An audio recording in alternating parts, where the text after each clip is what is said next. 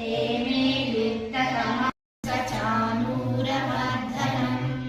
देवकी परमानन्दं कृष्णं वन्दे जगद्गुरुं वन्दे जगद्गुरुम् वित्ताये वार्ता सम्पर्युपासते ये चाप्यक्षरमव्यक्तं ते मय्यावेश्य मनो ये मां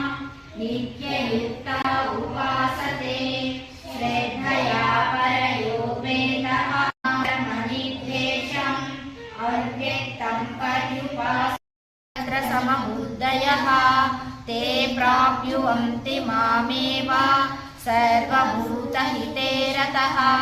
क्लेशोऽधिकरतस्तेषाम् अव्यक्तासक्तचेतसाम् अव्यक्ता हि गतो दुःखम् देहवद्भिरवाप्यते ये तु सर्वाणि कर्माणि मयि सन्न्यस्य मत्परः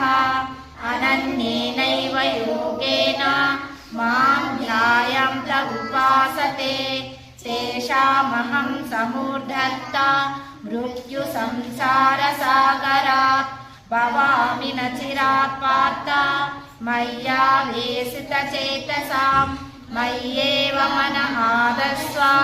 मयि बुद्धिं निवेशय निवशिष्यसि मय्येव अत ऊर्ध्वं न संशयः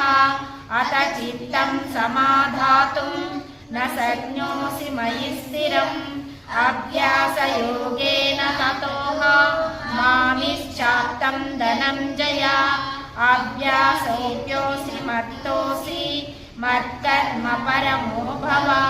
मदर्थमपि कर्माणि कुर्वन् सिद्धिमवाप्यसि अतैततपशक्नोषि कर्तुं मद्योगमाश्रितः सर्वकर्मफलत्यागः ततः कुरु यथात्मवान्